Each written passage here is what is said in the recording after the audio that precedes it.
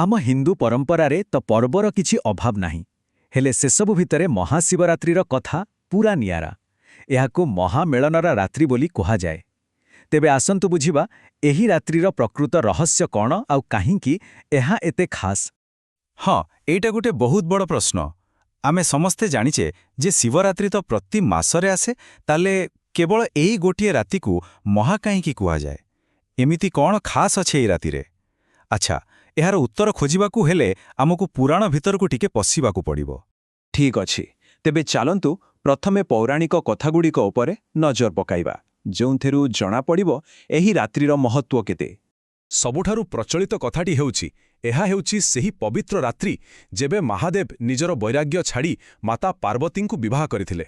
ଆଉ ଏହା କେବଳ ଗୋଟେ ସାଧାରଣ ବିବାହ ନଥିଲା, ଏହା ଥିଲା ପୁରୁଷ ଆଉ ଶକ୍ତିର ମହାମେଳନ।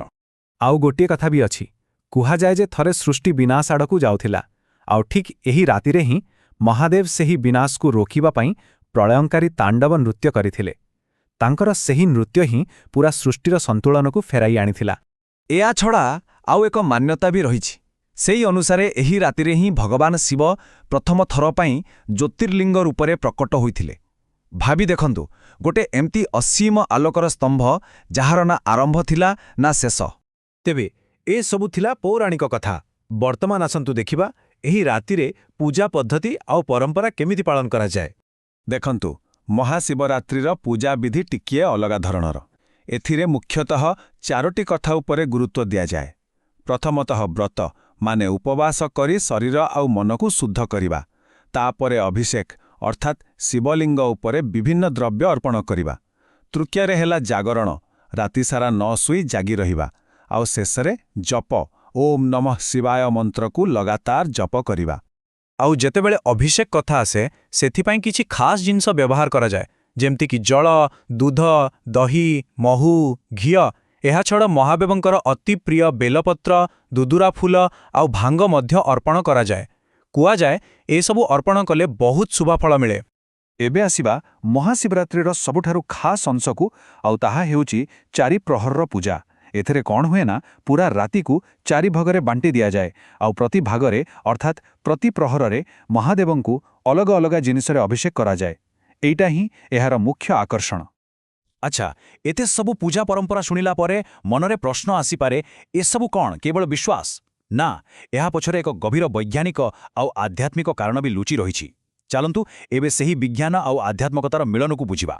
ହଁ, ଏହାର ଉତ୍ତର ହେଉଛି ନିଶ୍ଚିତ ଭାବରେ ଅଛି। କଥା ହେଉଛି, ଏହି ରାତ୍ରିରେ କେବଳ ପୂଜା ହୁଏନି, ବରଂ ପୁରା ପ୍ରକୃତିରେ ଏକ ବିଶେଷ ଶକ୍ତିର ପ୍ରବାହ ହୁଏ।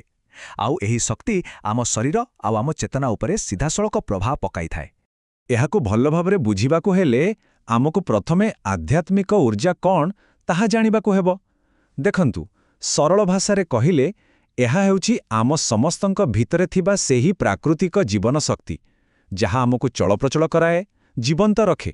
ତେବେ ଆଧ୍ୟାତ୍ମିକ ଗୁରୁ ଆଉ କିଛି ବୈଜ୍ଞାନିକ ମଧ୍ୟ କୁହନ୍ତି ଯେ ମହାଶିବରାତ୍ରି ରାତିରେ ଆମ ପୃଥିବୀର ଉତ୍ତର ଗୋଲାର୍ଦ୍ଧ ଏକ ଏମିତି ସ୍ଥିତିରେ ଥାଏ ଯାହାଦ୍ୱାରା ପୁରା ପୃଥିବୀର ଶକ୍ତି କ୍ଷେତ୍ରରେ ଏକ ବିଶେଷ ପରିବର୍ତ୍ତନ ଆସେ। ଏହାକୁ ଏମିତି ବୁଝନ୍ତୁ, ଗୋଟେ ସାଧାରଣ ରାତିରେ ଆମ ଶରୀରରେ ଶକ୍ତିର ପ୍ରବାହ ସାମାନ୍ୟ ଥାଏ, କିନ୍ତୁ ମହାଶିବରାତ୍ରି ରାତିରେ ସେହି ବ୍ରହ୍ମାଣ୍ଡୀୟ ସ୍ଥିତି ଯୋଗୁଁ ଆମ ଭିତରେ ଥିବା ଶକ୍ତିର ପ୍ରବାହ ସ୍ୱାଭାବିକ ଭାବରେ ଉପରକୁ ଉଠିବାକୁ ଲାଗେ, ଏକ ପ୍ରାକୃତିକ ଊର୍ଦ୍ଧ୍ୱଗାମୀ ପ୍ରବାହ। ଆଉ ଏଇଠି ହିଁ ଲୁଚି ରହିଛି ସବୁଠୁ ବଡ଼ ରହସ୍ୟ।